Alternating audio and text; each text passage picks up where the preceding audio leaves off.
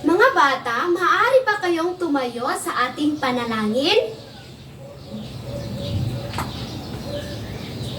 Amen! Manatiling nakatayo sa ating gagawin. Kapag sinabi kong magandang umaga, ang sasabihin nyo ay magandang umaga guro, magandang umaga ka mag-aral, nagagalak akong makita kita ulit. Naintindihan ba? Okay. Maaari ba natin gawin lahat? Magandang umaga guro, magandang umaga ka mag-aral, nagagalak akong makita kita ulit. Okay, maraming salamat. Pwede na po kayong maupo. Kapag sinabi ko ang inyong pangalan, maaari bang sabihin ninyo ang inyong ginawa bago pumasok sa paaralan sa isang salita lamang? Naintindihan ba? Glenda? Naligo, guro.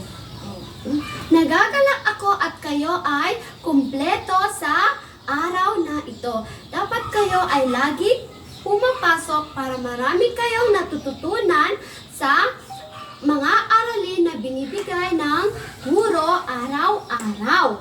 Mga bata, may 4 tayong M na alituntunin. Ang una ay manahimik. Manahimik kayo kapag ang guro ay nagtuturo. At ang M na pangalawa ay dapat ay maupo ng maayos. At ang M naman na pangatlo ay makinig sa sinasabi ng guro at huwag mag-ingay. At ang M na panghuli ay makilahok sa mga aktibidad na pinapagawa ng guro. Naintindihan ba mga bata? Okay, maraming salamat.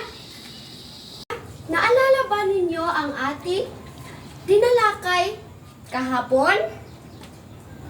Opo. May mahiwaga akong kahon dito.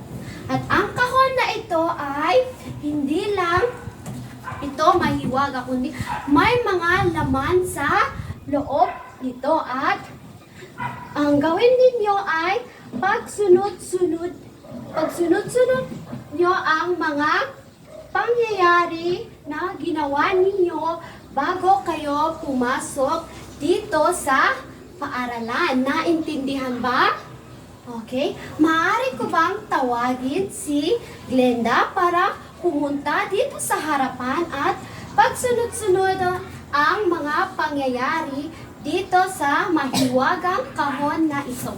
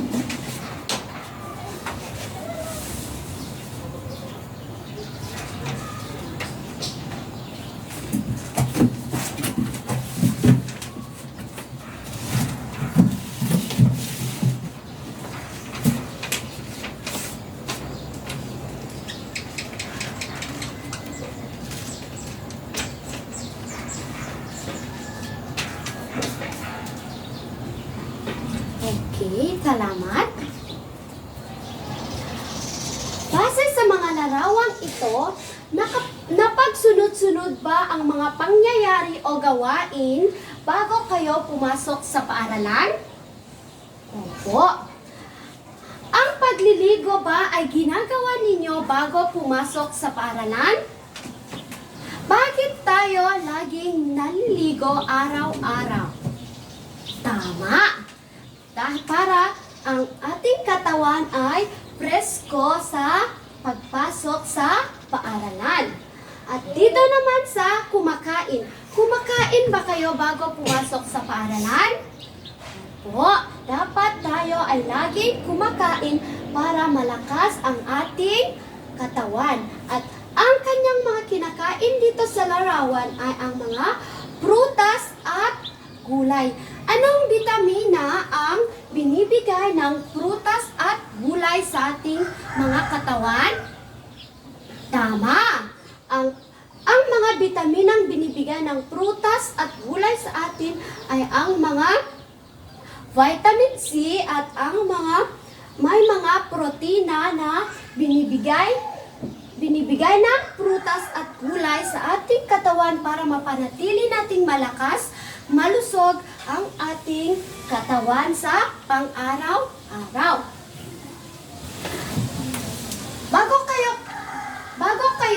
Pagkatapos kayo kumain, ano naman ang inyong ginagawa? Tama, ang pagsisipilyo. Dapat lagi tayong nagsisipilyo para ang mga ngipin natin ay hindi masisira. At ang ating paghinga ay presko. Ginagawa ba ninyo ang pagsisipilyo araw-araw? Dapat ang pagsisipilyo ay 3 beses sa isang araw. Ito ay sa umaga pagkatapos kumain at dito naman sa tanghalian at bago tayo matulog. Naintindihan ba mga bata?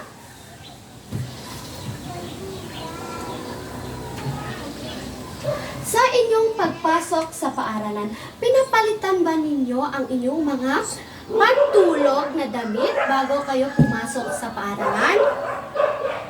Tama! At dito naman yung panghuling larawan ay nakabihis na siya at handa na siyang pumasok sa paaralan.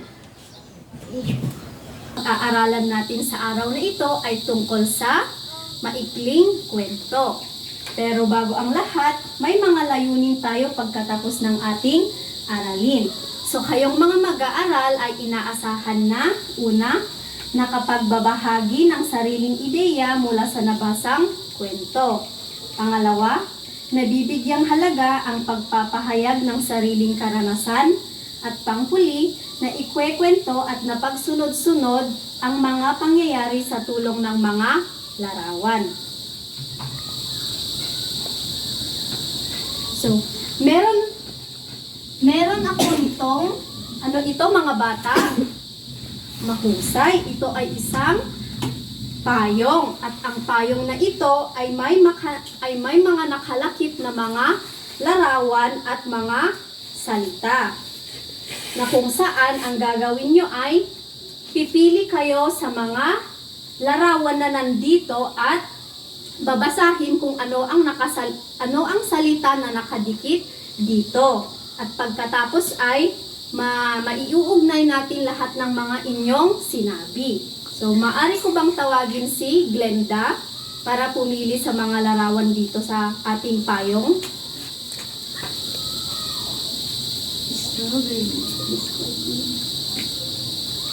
Ano ang iyong napili, Glenda? Kamatis po, guro. Kamatis. So, Glenda, maaari ka bang magbahagi kung ano ang pagkakaalam mo sa kamatis? Ang kamatis po ay isang uri ng prutas at masustansyang pagkain, guro. Wow, mahusay, Glenda. Bigyan natin ng 3 bagsak si Glenda. So, susunod naman, si Janda. Maaari bang pumunta sa harapan, Janda, at mamili sa mga larawan na nasa ating payong? Ano ang iyong napili, Janda? Talong. Talong. Maaari bang ibahagi mo kung ano ang pagkakaalam mo sa talong? Ang talong ay kulay violet. Tapos ito po ay masarap pang ulam. Wow, magaling! Bigyan naman natin ng 3 bagsak si Janda. So ngayon mga bata, mula sa mga larawan at mga salita na inyong nabuo, ang mga gulay na nasa loob ng ating payong ay mga kinain ng bata kanina bago pumasok sa paaralan. Sa tingin niyo ba, masusustansya ba ang mga kinain ng bata? Magaling, mga masusustansya dahil ito ay mga gulay at prutas. So, maganda pang kainin natin ito. Maganda pang mga pagkain ito. Oo, mahusay dahil ito ay nagbibigay ng lakas sa ating katawan.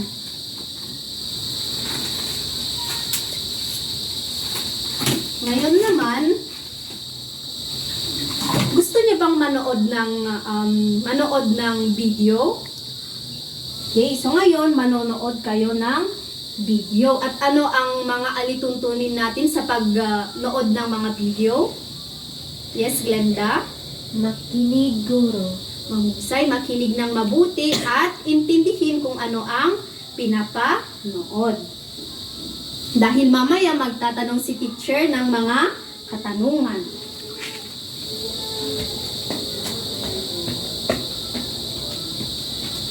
Isang umaga, sabi ang ulay. Ako, ayaw ko pumasok sa paaralan ngayon.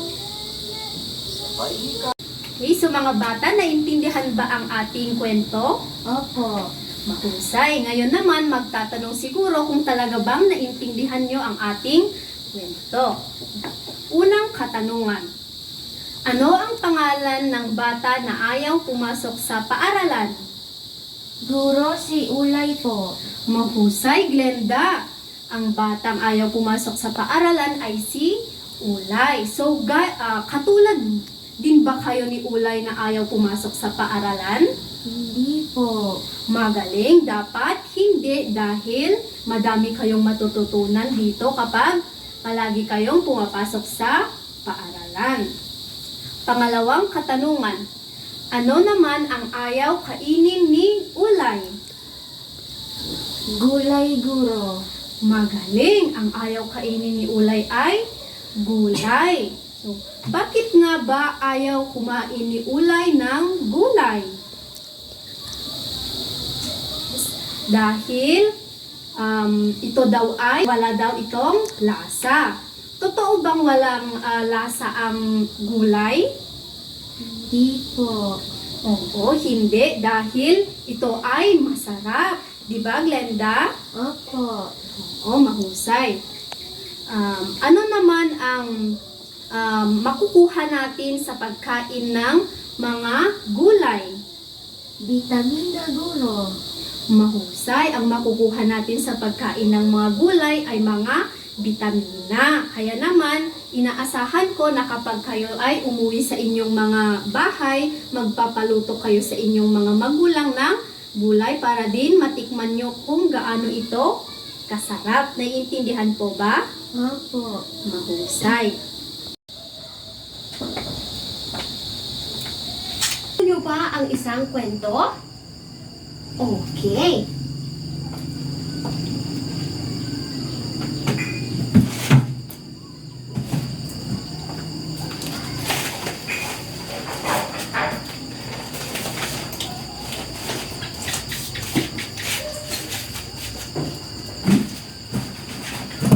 Ang kwento natin sa araw na ito ay ang Batang si Miko. Araw ng Miyerkules ay maagang gumising si Miko para tumulong sa gawaing bahay bago pumasok sa paaralan.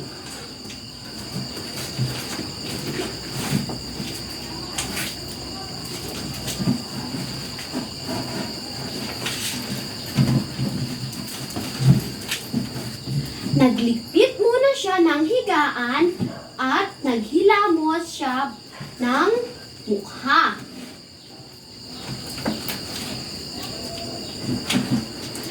Paglabas niya ng kanyang kwarto, nakita niya ang kanyang ate Mila na naglilinis ng bintana at ang kuya niyang si Mikey na nagbubunot ng sahig. Ate, kuya, ako na po ang magpunas ng mesa at silya, sambit ni Miko.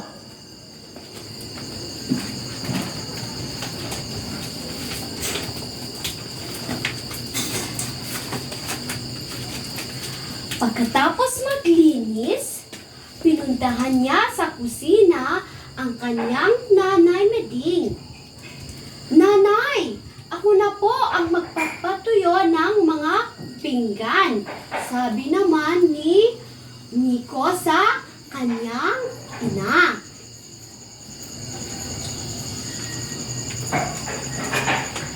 Matapos maghugas ni Miko at magpatuyo ng mga pinggan, nakita niya ang kanyang tatay Milong na nagkukumpuni ng pakod. Tatay, ako na po ang mag-abot ng mga kahoy, sabi ni Miko sa kanyang tatay.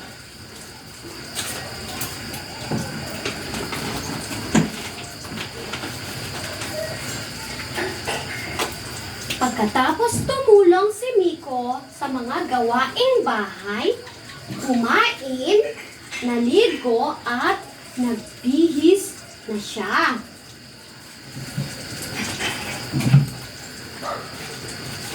Habang pumunta si Miko sa paaralan, nakita niya ang matandang babae na nadapa.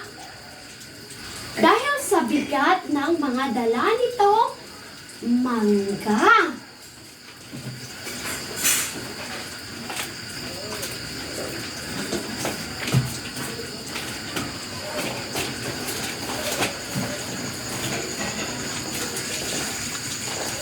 Lola, tulungan ko na po kayo, sabi naman ni Miko. At agad hinawakan ni Miko ang braso ng matanda at dahan-dahan itong pinatayo. Binuhat niya ang mga dala ng matanda patawid ng kalsada. Salamat po, Apo, wika ng matanda. Walang anuman po, Lola, sambit naman ni Miko sa matanda.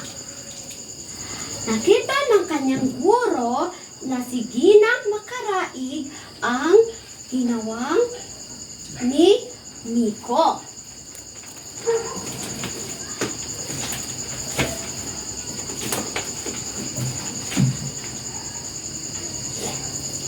Nakita ni Ginang Makaraig ang tulong na ginawa ni Miko, kaya binigyan niya ito ng parangal. Pag-uwi ni Miko sa kanilang bahay, masayang ikinuwento ni Miko ang nangyari. Kaya tuwang-tuwa naman ang kanyang mga magulang sa ginawa ni Miko. At diyan nagtatapos ang ating kwento. Naantig ba kayo sa ating kwento, mga bata? Kagaya ba ninyo si Miko na laging matulungin sa mga kapatid, kamag-anak at magulang at mga nakikita niya sa kanyang paligid? Tama. Okay, so naintindihan ba ang ating kwento, mga bata? Mahusay. Kung ganon, siguro ay magtatanong o may mga katanungan siyang inihanda upang inyong sagutan. So, ang aktibidad na aking inihanda para sa inyo ay tinatawag nating tusok mo, dikit mo, na kung saan may mga iba't ibang kulay ng logo ako dito na kung saan naglalaman ito ng mga ating katanungan. Ano ang napapansin niyo sa kulay ng mga logo, mga bata? Tama, ito ay may iba't ibang kulay na kung saan makikita natin sa rainbow. So alam niyo ba ang pagkasunod-sunod ng mga kulay ng rainbow o bahaghari?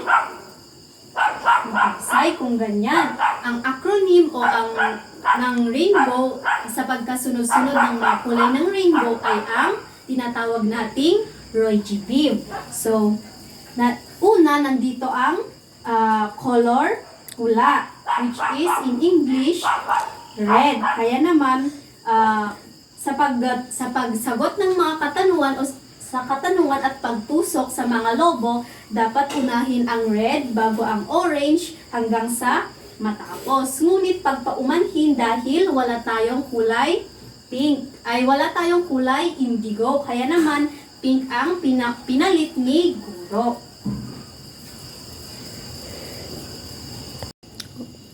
So ngayon mga bata, may inihanda siguro na isang pangkatang aktibidad. Handa na ba kayo? Mahusay. Ngayon, ang ating aktibidad sa araw na ito na ay pinamagatang Operasyon Tulong, na kung saan inaasahan ni guro na kapag binigay ko lahat ng inyong mga gagawin, kayo ay magtutulungan at magkaisa upang matapos ng mabilisan ang inyong mga gawain. Dahil kung sino ang unang matatapos ay siyang mananalo. Naintindihan ba? Mahusay. Ngayon, ang unang grupo, ang gagawin nyo ay isasaayos nyo ang mga pangyayari mula sa ating binasang kwento sa pamamagitan ng o sa tulong ng mga larawan. Naintindihan po ba? Mahusay.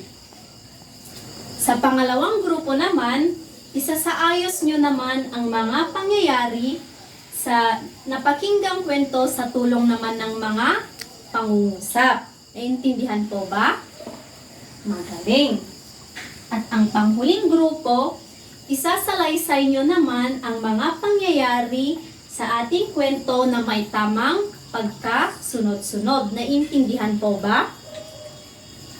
Saan naglalaman ng inyong mga gawain, at ito ay ibibigay ko o pipili kayo ng isa sa magiging leader nyo upang kumuha ng mga envelope at ito ay inyong gagawin. Pero bago kayo pumunta sa inyong mga grupo, may inihanda akong mga pamantayan sa pagsunod sa inyong mga gawain. So una ay ang kawastuhan. Kapag nakita ko ang lahat ng mga membro ay tama ang ginagawa, bibigyan ko kayo ng 5 puntos. Kapag naman may isa akong nakitang membro na hindi nakikipagtulong o nakikiopera, bibigyan ko ng 4 na puntos. At kapag may dalawa naman akong nakita sa inyong mga membro na hindi tumutulong, ay bibigyan ko lamang ng 3 puntos. Sa kooperasyon naman, kapag nakita kong lahat ng mga membro ay nakikipagtulungan at nagkakaisa upang matapos ang inyong gawain, ay bibigyan ko kayo ng 5 puntos. At kapag may isa namang membro na hindi tumutulong, ay bibigyan ko kayo ng 4 na puntos. At kapag may dalawa namang membro na hindi tumutulong sa paggawa ng mga gawain, ay bibigyan ko lamang kayo ng 3 puntos sa kabuuan ng 10 puntos. Naiintindihan po ba? Mahusay. Okay, sa mga bata, dahil natapos ang inyong mga gawain, nag-enjoy ba kayo sa paggawa nito? Mahusay. So, sa paggawa ng inyong mga gawain, ipinakita nyo ba ang pagiging matulungin? Nagkakaisa ba kayo sa paggawa nito? Nakakahanga.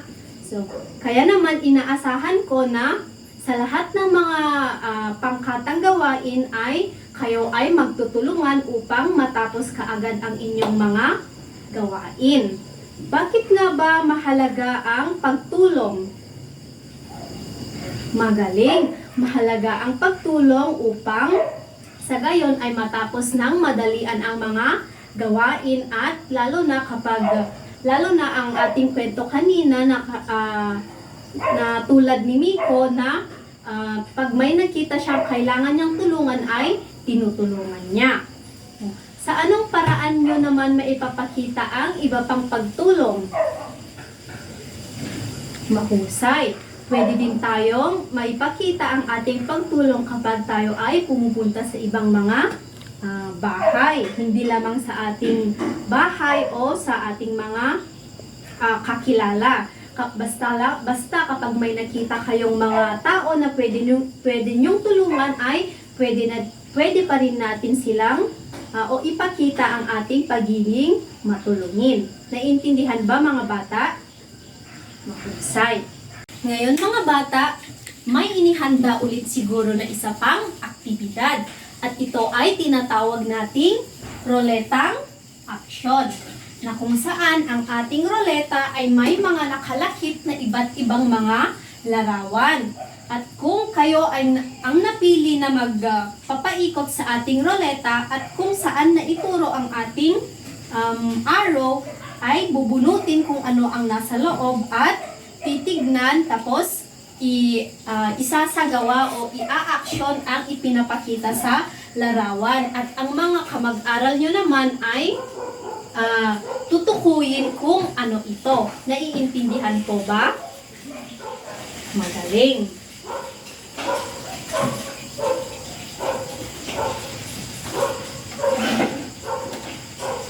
Ngayon naman mga bata, upang malaman ko kung talagang naintindihan nyo ang ating aralin sa ngayon, ay may isinagawa akong individual na aktibidad na kung saan ay tinatawag natin itong tukuyin mo ako.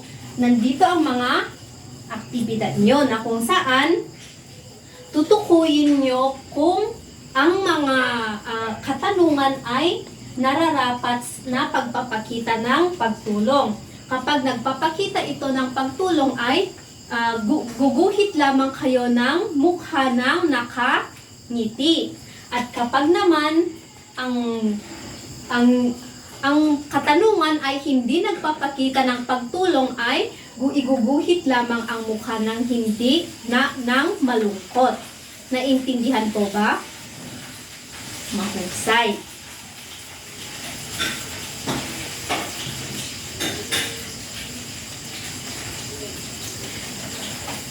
Ngayon naman mga bata, para sa inyong takdang aralin, ay may inihanda siguro dito na kung saan ang gagawin nyo ay gumuhit ng tig-isang larawan na nagpapakita ng inyong pagtulong na ginagawa sa tahanan o paaralan. Gawin itong malikhain at ilagay ito sa short bond paper na ipapasa sa susunod nating klase. Naintindihan ba? Mahusay.